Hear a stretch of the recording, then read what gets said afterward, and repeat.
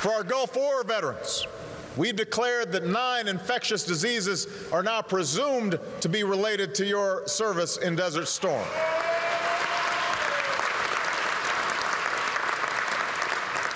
For our disabled veterans, we've eliminated co-pays for those of you who are catastrophically disabled. We've kept our promise on concurrent receipt by proposing legislation that would allow severely disabled retirees to receive your military retired pay and your VA disability benefits. It's the right thing to do.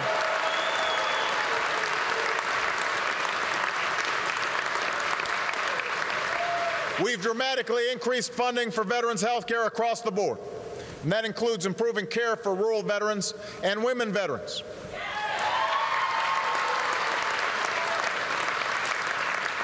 For those 500,000 vets who had lost their eligibility, our Priority 8 veterans, we're restoring your access to VA health care.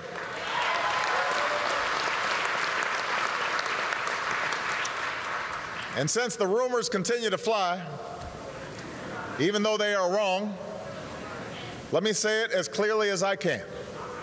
The historic health care reform legislation that I signed into law does not, I repeat, does not change your veterans' benefits. The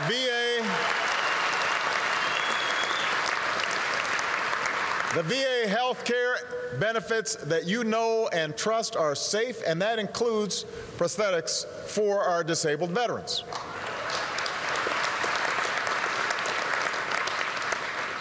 Thanks to advanced appropriations, the delays for funding of veterans' medical care are over. And just as those delays were unacceptable, so too are long delays in the claims process.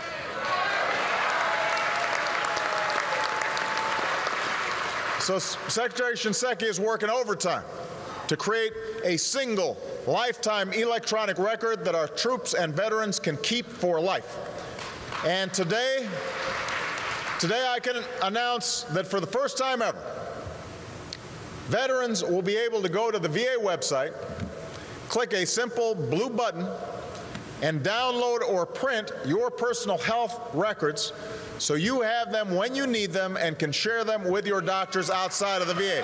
That's happening this fall.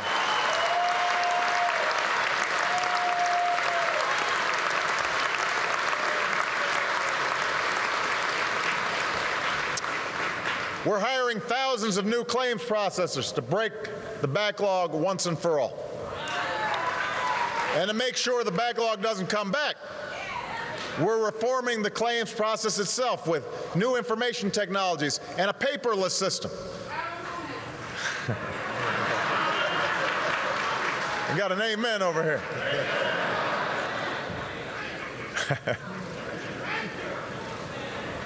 As a result of the innovation competition that I announced last summer, our dedicated VA employees suggested more than 10,000 new ways to cut through the red tape and the bureaucracy. And we're already putting dozens of these innovative ideas into action. Additionally, we're enabling more veterans to check the status of their claims online and from their cell phone. As a next step, we're opening this competition to entrepreneurs and academics so the best minds in America can help us develop the technologies to serve our vets, including those of you with multiple traumatic injuries. And we're going to keep at this until we meet our commitment to cut those backlogs, slash those wait times, and deliver your benefits sooner. This is a priority, and we are going to get it done.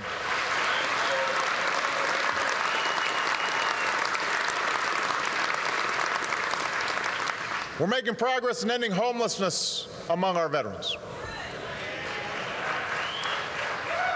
Today, on any given night, there are about 20,000 fewer veterans on the streets than there were when we took office.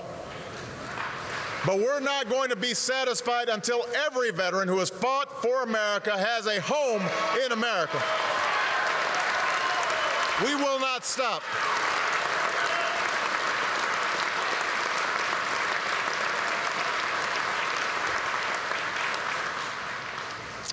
Finally, we're keeping faith with our newest veterans returning from Afghanistan and Iraq. We're offering more of the support and counseling they need to transition back to civilian life. That includes funding the post-9/11 GI Bill, which is already helping more than 300,000 veterans and family members pursue their dream of a college education. And for veterans trying to find work in a very tough economy, we're helping with job training and placement. And I've directed the federal government to make it a priority to hire more veterans, including disabled veterans. And every business in America needs to know our vets have the training, they've got the skills, they have the dedication, they are ready to work. And our country is stronger when we tap the incredible talents of our veterans.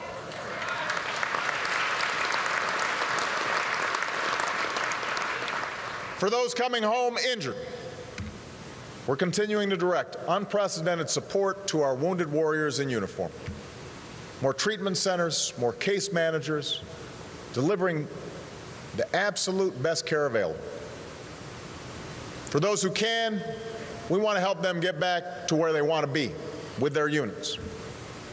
And that includes service members with a disability who still have so much to offer our military. We're directing unprecedented resources to treating the signature wounds of today's wars: traumatic brain injury and post-traumatic stress disorder. And I recently signed into law the Caregivers and Veterans Omnibus Health Services Act. That's a long name, but let me tell you what it does.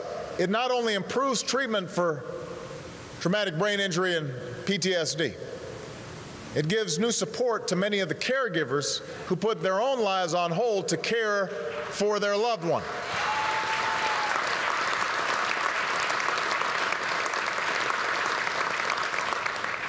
And as so many of you know, PTSD is a pain like no other. The nightmares that keep coming back, the rage that strikes suddenly, the hopelessness that's led too many of our troops and veterans to take their own lives. So today I want to say in very personal terms to anyone who is struggling, don't suffer in silence. It's not a sign of weakness to reach out for support. It's a sign of strength. Your country needs you. We are here for you. We are here to help you stand tall. Don't give up. Reach out. We're making major investments in awareness, outreach, and suicide prevention, hiring more mental health professionals, improving care and treatment.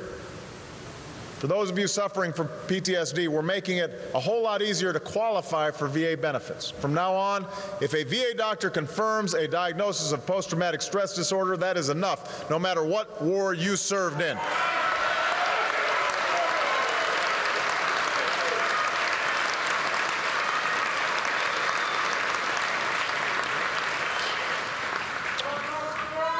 These are the commitments my administration has made.